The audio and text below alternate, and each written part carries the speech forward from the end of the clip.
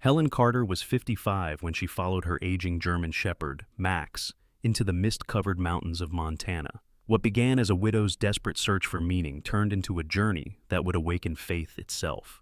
Beneath the silence of pine and snow, she discovered a hidden cabin built by the husband she thought she'd lost forever, along with a message that could heal more than her own heart.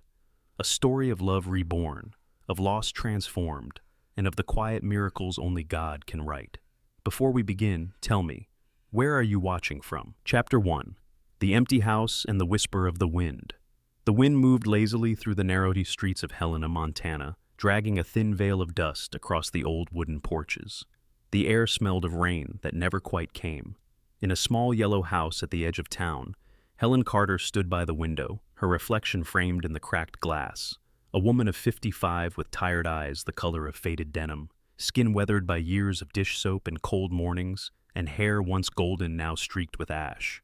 Her hands, still strong from years of carrying trays and wiping counters, gripped the windowsill as though it were the last thing tethering her to this life. The house was nearly empty. The furniture she couldn't sell was covered in sheets, like ghosts waiting for release. Boxes lined the hallway, her whole life reduced to cardboard and tape. A faded photograph of her husband, Bill Carter, sat on the mantel. Bill had been a carpenter, tall and broad-shouldered, with a face both kind and stubborn. His rough hands could build anything but, somehow, couldn't hold on to peace. He had died 12 years ago from a heart attack while working on a roof job outside Missoula. That was the day Helen's laughter went quiet. By her feet lay Max, her 13-year-old German shepherd. His muzzle had gone silver, his eyes clouded but loyal. His once proud frame was leaner now, his ribs showing faintly beneath his coarse fur. Yet when Helen moved, his tail gave a slow thump on the floor. Max had been Bill's dog first, a gift from a fireman friend after a barn rescue gone wrong. Since Bill's passing, Max had followed Helen like a shadow that refused to fade. The day had started badly. Her boss, Tommy Greaves, had stopped by the diner to tell her it was closing for good. Tommy was a small man with kind eyes but a defeated posture, his apron always stained with coffee. "You're the best waitress I ever had, Helen," he'd said, his voice breaking slightly. "But the bills got bigger than the breakfast crowd." That was 3 weeks ago. Today the final paycheck arrived, barely enough to cover rent. Now, surrounded by silence, Helen felt the weight of years pressing in. Every wall held memories of laughter that had grown thin and brittle. She picked up a mug, white ceramic, chipped at the rim, with the fading words Bill's Diner printed in blue. It had been from their first business venture, long gone like so many other dreams. When she turned to place it in the box, something caught her eye. A slip of yellow paper, peeking from behind the heavy oak dresser. She hesitated, then pulled it free. It was an old envelope, its edges curled and stained. On the front, in Bill's uneven scrawl, were the words, "For when you're ready." Her hands trembled. She sat down on the floor beside Max and opened it carefully. Inside was a folded sheet of drafting paper, hand-drawn lines in pencil. It was a blueprint, a small wooden cabin, one story, built near a lake, surrounded by pines. At the bottom corner was a sketch of a mountain range labeled Bitterroot, and beneath it, a single sentence, "For when you're ready to start again." The room tilted slightly as tears pricked her eyes. Bill had talked for years about building a cabin where they could grow old together, far from the noise and bills, where mornings smelled like pine, and the days moved at their own pace. But after his death, she had locked that dream away like something too painful to touch. She pressed the paper to her chest. "You stubborn fool," she whispered, half laughing, half crying. Max stirred, resting his muzzle on her knee. His eyes, cloudy as they were, seemed to glimmer with something alive. Recognition, perhaps. He gave a small huff, as though to say, "It's time." Helen stood and looked around the room. The emptiness no longer felt like an ending, but a question. Could she really do it? Drive up into those mountains alone, chasing a ghost of wood and ink? She imagined Bill there, hammer in hand, the smell of cedar and sawdust in the air. She imagined silence that didn't ache. The clock ticked softly, marking the seconds like heartbeats. She walked to the kitchen, opened the last drawer, and pulled out a set of car keys, rusted, attached to a worn leather tag stamped Carter truck. The old Ford in the yard hadn't started in months, but maybe like her, it just needed a reason. Max rose to his feet with effort, stretching stiff legs, tail wagging once. Helen smiled faintly. "Don't look at me like that," she said. "You're coming too, old man." Outside, the sky had deepened into a bruised gray. She loaded a few boxes into the truck bed, the wind tugging at her coat. Max climbed in slowly, settling onto an old blanket. She slid behind the wheel, turned the key once, nothing. Twice, still dead. On the third try, the engine coughed, sputtered, and roared to life like something waking from a long sleep. Helen laughed out loud for the first time in years. The sound startled even her. She looked at the map one more time, tracing the outline of the Bitterroot Range. There was no address, no coordinates, just a drawing and a memory. "Guess we'll figure it out," she murmured, shifting into gear. The truck lurched forward, creaking down the gravel road. The wind howled through the trees, carrying the scent of pine and snow. And then, just as she turned the corner past the last house in town, she saw it, a figure standing by the roadside, far ahead, dressed in a flannel jacket that looked eerily familiar. For a heartbeat, her chest froze. The figure lifted a hand, slow and deliberate, as if waving. Helen blinked, and the road was empty. Her heart pounded. "Bill?" she whispered. Max barked once, low and uncertain, eyes fixed on the same spot. The truck rumbled forward, carrying them into the mountains, toward whatever waited between memory and truth. Chapter 2. The Road of Wind and Ashes. The morning broke pale and brittle, the kind of light that promised nothing but cold. Frost crusted the windows of the old Ford as Helen tightened her scarf and turned the key again. The engine coughed awake, reluctant but alive. Max sat in the passenger seat, his head resting on the torn leather, one ear twitching at every sound. His breath fogged the glass, the rhythm steady and comforting. The town shrank behind them, swallowed by distance and the faint mist rising from the fields. The first few hours of the drive felt almost peaceful. Helen let the radio hum softly, old country songs that spoke of roads, lost lovers, and promises made under stars. She didn't sing along, her voice had forgotten how. Max occasionally glanced her way, as if checking that she was still there, that they were still moving forward. The Bitterroot Mountains loomed ahead like blue ghosts waiting to be remembered. By noon, the clouds thickened. The road wound upward, narrow and lonely. Snow began to fall, thin flakes that turned to slush on the windshield. Helen gripped the wheel tighter. The truck rattled with every incline. She remembered Bill's hands, broad, sure, capable, guiding the same wheel years ago when they had driven to pick out lumber together. He had loved the sound of gravel under tires. She had loved the way he smiled at the horizon, as if it were an old friend. Now, the same sound felt like a heartbeat slowing down. Halfway through the climb, the engine sputtered, coughed, and died. The silence that followed was so complete it hurt. Helen turned the key again. Once, twice, nothing. Max whined softly, ears flattening. "Don't start worrying yet," she said, forcing a smile. Her voice cracked like thin ice. She stepped out, the wind biting at her face. The cold cut through her coat, sharp as memory. Steam curled from the hood when she lifted it. The smell of burnt oil filled the air. She wasn't a mechanic, but she knew trouble when she saw it. The radiator hose had split clean through. "Perfect," she muttered. The nearest town had to be miles behind, and ahead, nothing but forest and white sky. She leaned against the truck, closing her eyes for a moment. Her breath came out shaky. She thought of turning back, but the thought of that empty house waiting behind her made the air feel heavier. She grabbed her backpack, filled it with a few essentials, and whistled softly. "Come on, boy." Max jumped down, paws crunching on the frozen ground. He limped slightly, age catching up, but his gaze was alert, forward. The wind picked up, carrying the smell of pine and something faintly smoky, like old campfires. Helen zipped her coat to her chin and began walking. Hours passed in gray silence. Snow deepened, swallowing their footprints almost as soon as they made them. Helen's fingers went numb despite the gloves. Max walked ahead, his tail low but steady, pausing now and then to look back, as if to reassure her. Once they passed an old signpost nearly buried in snow. The letters were faded but legible. Crane Hollow, 2 miles.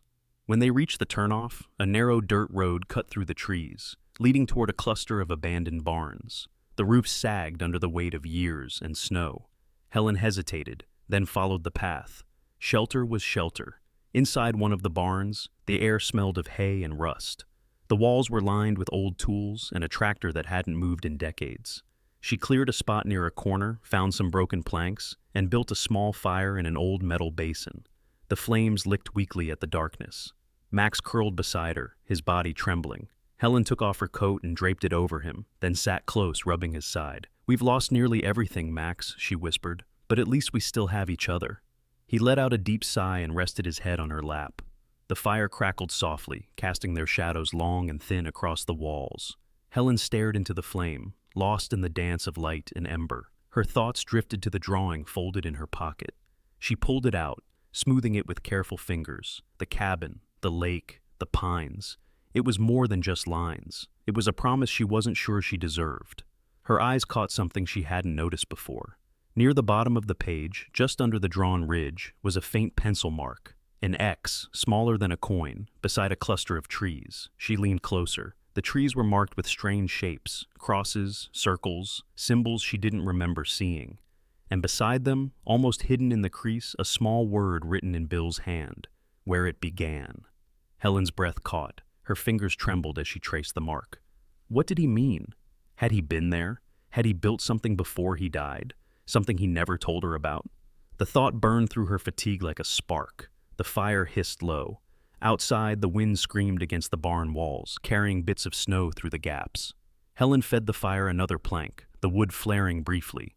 Max stirred, ears twitching. His eyes glowed faintly in the firelight, alert, fixed on the doorway.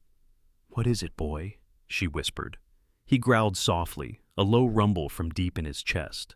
Helen turned. The door, which she had closed tightly, now stood slightly ajar. Snow drifted in, swirling like ghosts. She rose slowly, her heart hammering. There was no sound beyond the storm, no footsteps, no voices, only the wind. Then, faintly, from somewhere beyond the barn, came a noise, a hollow, rhythmic knock, 3 times. Then silence. Helen's breath froze in her throat. She looked at Max. His fur bristled, but he didn't move. She whispered, barely audible, "Bill?" The wind answered her with another knock. And then, nothing. The fire flickered, dimmed, and went out. Chapter 3. Darkness, Snow, and the Warm Hand. The wind had not stopped all night. It pressed against the old barn like a living thing, whispering through the cracks, carrying with it 1,000 frozen sighs. Helen barely slept. Each time she closed her eyes, she saw the door moving, the faint knock, the shadow of something, or someone, waiting outside. When dawn came, it was not with sunlight, but with a dull gray that seemed to bleed from the sky itself.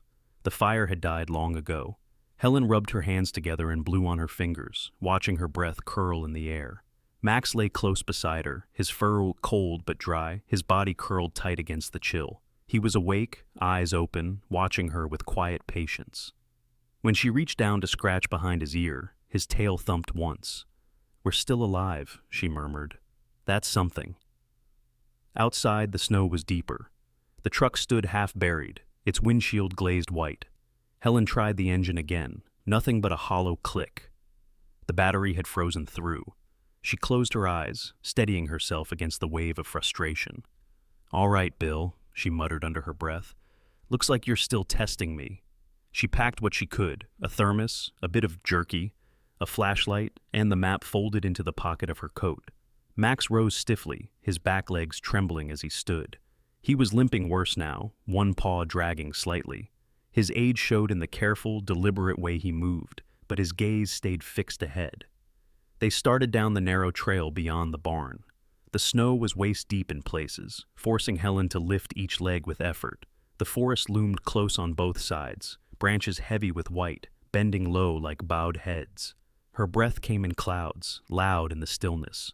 The silence was almost holy, broken only by the crunch of boots and the soft panting of the old dog behind her. By midday, the clouds thickened again, and the light dimmed to a pale silver. Helen's legs ached. Her fingers were numb even inside the gloves. When she stumbled against a rock hidden beneath the snow, Max turned, whining softly. "I'm fine," she said, though her knee throbbed sharply. "Just not 20 anymore." They reached a frozen stream that cut through the forest like a mirror. The water beneath the ice shimmered faintly blue. Helen hesitated at the edge. The stream was narrow, but the ice looked thin. She tested it with her boot, cracked faintly. "We'll have to cross fast," she said. Max looked unsure. His ears flattened. "Come on, boy," she encouraged, stepping forward. The ice groaned but held. Halfway across, a sharp crack split the air. Helen froze. A fracture raced beneath her boots like lightning. Without thinking, she lunged forward, grabbing Max by his collar. The ice gave way with a shattering sound. For one breathless moment, the world disappeared into cold. The water bit into her legs like knives. She gasped, dragging Max toward the opposite bank. He flailed, paws slipping on the broken edge. She heaved with everything she had, her fingers clawing at snow, pulling them both onto solid ground. For a long moment, she lay there, chest heaving, her coat soaked, skin burning. Max crawled beside her, shivering violently. She pulled him close, wrapping her arms around his body, sharing what little warmth she had left. "We're okay," she whispered, through chattering teeth. "We're okay." They found a small clearing sheltered by tall pines and stopped to rest. Helen built a fire using dry branches from beneath the trees. The flames grew slow and reluctant, but finally caught. She spread her coat near the fire to dry and sat close, letting the heat sting her face. Max lay beside her, breathing shallowly. His paw bled slightly from the ice, and she tore a strip from her sleeve to wrap it. "You're tougher than both of us put together," she murmured. As the day dimmed into twilight, the world turned blue. Snow fell softly again, covering the traces of their struggle. Helen pulled out the map, the edges damp from her pocket. She studied it under the firelight. Her eyes caught something she hadn't seen before, a faint carving on the back corner. It looked like initials scratched in haste, Carter. Beneath it, an arrow pointed upward, toward the ridgeline drawn above the lake. Her heart skipped.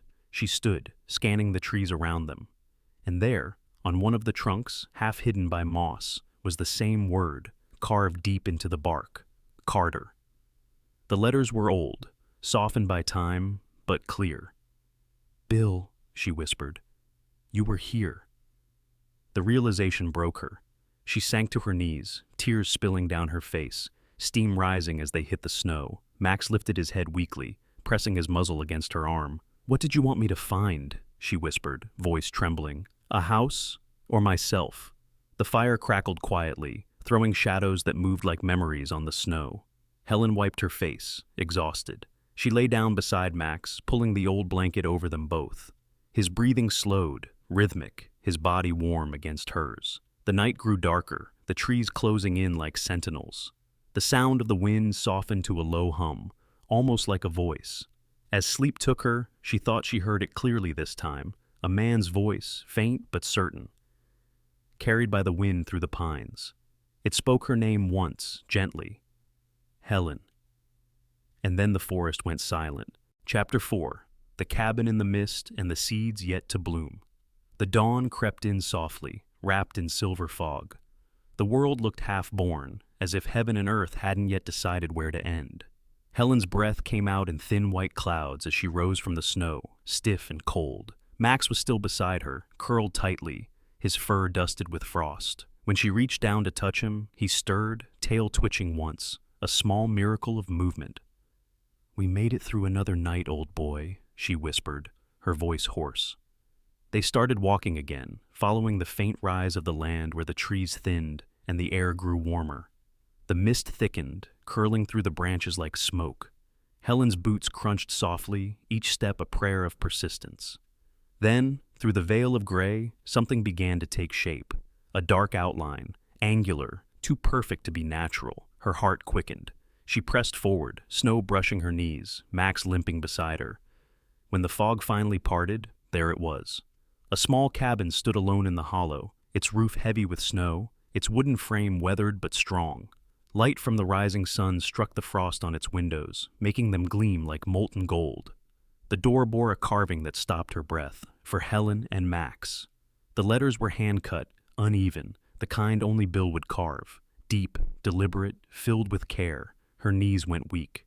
She approached slowly, hand trembling as it reached the doorknob. The metal was cold, but it turned easily. The door opened with a soft groan, like a sigh that had been waiting years to escape. Inside, the air was cool and faintly sweet, pine, smoke, and something warm beneath it, as if the house still remembered fire. The cabin was one room, simple but whole. A stone hearth with cold ashes, a wooden table with 2 chairs, a narrow bed against the wall, and shelves lined with jars and books. On the table sat a framed photograph, its glass smudged with age. Helen picked it up. It was their old family picture, Bill, herself, and Max as a young dog, sitting proudly between them. Bill's arm was around her shoulders, his grin wide, a nail hammer tucked in his shirt pocket. She pressed the frame to her chest and closed her eyes. Max limped to the corner of the cabin and lay down near the hearth, resting his head on his paws. His breathing was soft, rhythmic, as if he knew this place was safe. Helen knelt beside him, her fingers tracing the rough wooden floorboards. "You built it," she whispered, her voice breaking. "You really built it." On one of the shelves was a small glass jar filled with seeds, tiny, pale, perfectly preserved. Next to it lay a notebook bound in brown leather, the edges softened with time. She opened it gently. The first page read, in Bill's neat, unmistakable handwriting, "If you're reading this, it means you found it, and maybe you're ready to live again. These seeds are yours to plant. I built this place not to hide, but to hold what I couldn't say. Let what grows here remind you that nothing stays buried forever. Not love, not hope." Helen sat down on the floor, the notebook trembling in her hands. The words blurred as tears filled her eyes. Outside, the mist shifted, sunlight cutting through it like ribbons. She stood and walked to the window. When she opened it, the breeze rushed in, filling the cabin with the scent of pine and damp earth. It felt alive. She turned to Max. He had lifted his head, ears pricked, eyes bright for the first time in days. "Do you smell that?" she asked softly. "It's him. He's here." Max let out a quiet bark, almost a reply, then rested his chin back down. Helen took one of the jars from the shelf and set it on the table. The seeds glimmered faintly in the light. They weren't labeled, just tiny sleeping things waiting for someone to believe in them. She smiled through her tears. "All right, Bill," she murmured. "Let's see what you left for us."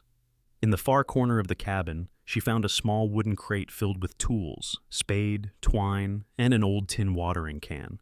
Typical Bill, always prepared. She took them outside, her boots crunching in the thin crust of snow. The ground near the cabin was soft beneath the frost, dark and rich. She knelt and began digging small holes, her fingers stiff but determined. The air was still, the mist curling low around her like a blessing. Max lay nearby, watching, his tail giving a faint wag with each scoop of dirt. As she placed the seeds into the earth, one by one, Helen felt something shift inside her. It wasn't joy, not yet, but it was something close. It was weightlifting, breath deepening, the slow return of color to a faded world. When she finished, she sat back on her heels, brushing soil from her gloves. "There," she whispered. "You see, Max? He didn't leave us a memory. He left us a beginning." The old dog wagged his tail again, a small sound escaping his throat. "Sa." Half bark, half sigh. Helen laughed softly, a sound that surprised even her. She looked at the cabin, its smoke-darkened walls glowing under the morning light, and for the first time in years, the ache in her chest loosened.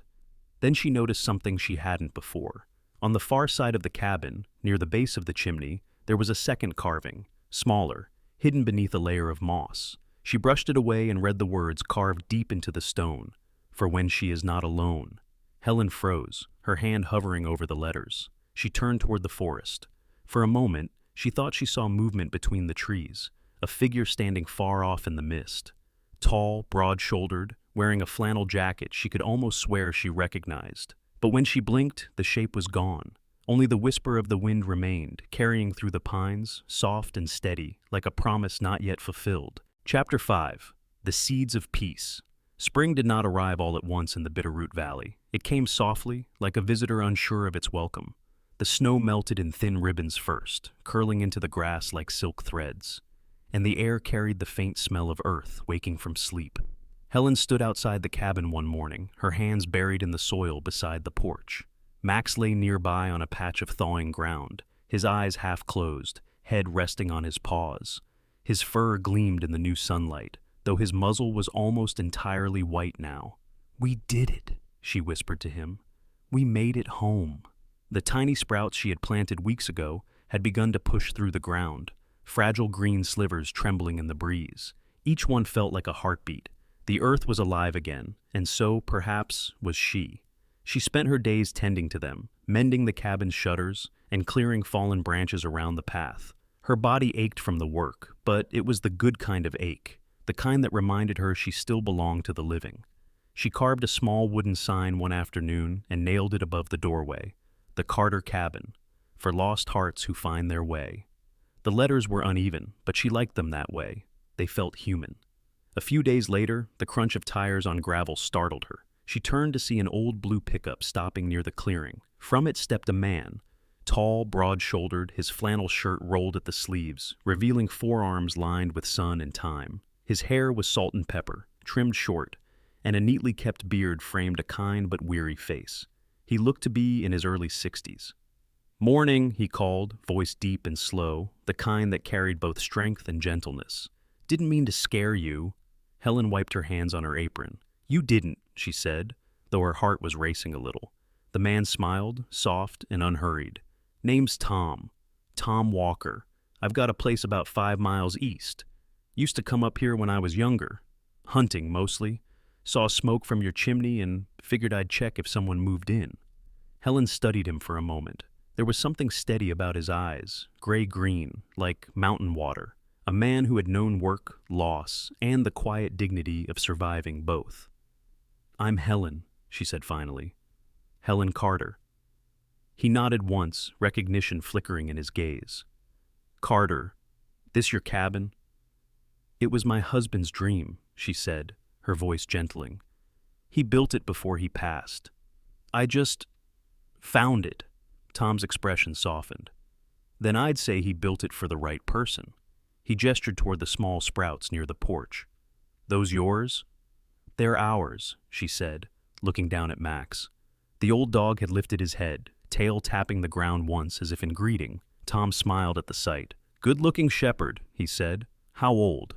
13, she replied. "Every day's a gift now." Tom nodded knowingly. "Had one like him once. Died 2 winters back. Hardest goodbye I ever made." His tone held the kind of quiet grief only time could smooth. He reached into the truck and returned with a small crate. "Got more apples and potatoes than I can eat," he said. "Figured you might use some." Helen hesitated, then smiled. "That's kind of you." "Not kindness," he said.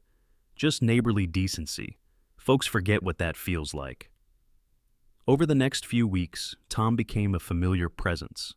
He'd stop by with supplies, help repair the cabin's roof, or simply sit on the porch with Helen, sharing coffee from an old thermos. He moved with a gentle patience, as though he understood silence better than most. His wife had died of cancer years earlier, he told her, and since then he had lived mostly in the company of the land. "You stop talking when there's no one to listen," he'd said once, "but you never stop hearing." Helen found comfort in his company, not the feverish spark of youth, but something deeper, slower, like the warmth of sunlight through wood. They didn't talk about love. They didn't need to. Max grew weaker as the days turned golden. His walks became shorter, his rest longer. Helen sat beside him each evening by the garden, reading aloud from Bill's notebook or humming old tunes from the diner days. One afternoon, as sunlight poured through the trees, Max lifted his head, looked toward the horizon, and let out a long, contented sigh. Helen felt it before she saw it. The stillness, the weight of the air changing. She laid a trembling hand on his fur. "Good boy," she whispered. "You're home now." Tom helped her bury him beneath the tall pine near the cabin. The ground was soft, the air full of birdsong. They marked the spot with a wooden plaque, carved simply, "Good boy, forever home." Helen knelt beside it for a long time, her tears falling quietly into the soil. But the grief was gentle this time, like a tide that came not to drown, but to cleanse. As summer unfolded, the seeds she planted grew into flowers of wild color, white daisies, yellow asters, and something blue she couldn't name. The garden hummed with bees and wind. Helen hung a small wooden board on the gate, open to travelers. One evening, as the sun melted into gold behind the ridge, Tom stood beside her on the porch. "You know," he said, "this place feels different, like it's been waiting." Helen smiled, eyes glistening. "It was," she said, "for both of us." They opened the cabin door together, the warm air of the home spilling out like breath. Inside, the photo of Bill still sat on the mantel, but somehow it didn't feel like a wound anymore. It felt like a blessing. The wind outside whispered through the chimneys, soft and low, and Helen could almost hear Max's bark echo faintly through the clearing. For the first Time and years, she smiled, and the smile held no trace of sorrow, only peace. As the sun dipped behind the mountains and the Carter cabin glowed beneath the golden sky, Helen looked out across the valley, the same land where she had once lost everything, and somehow found it all again. The flowers she planted swayed gently in the wind, each bloom a quiet miracle born from soil, sorrow, and faith. Sometimes, God doesn't speak through thunder or light. Sometimes, He whispers through the rustle of pine trees, the warmth of a loyal dog, or the kindness of a stranger who knocks on your door. What Helen found was not just a cabin. It was the proof that grace often lives in the smallest acts of courage, a seed planted in the cold, a step taken when you think you can't go on. We are all wanderers in one way or another, carrying our own broken pieces up the mountain. But somewhere along the road, if we listen closely enough, we may hear God's voice in the wind, reminding us that even loss can bloom again. If this story touched your heart, share it with someone who needs a little hope today. Leave a comment about what you believe faith means in your own life. And don't forget to subscribe for more stories of love, redemption, and the quiet miracles that still happen every day. May God bless you and those you love, and may He guide every lost heart back home.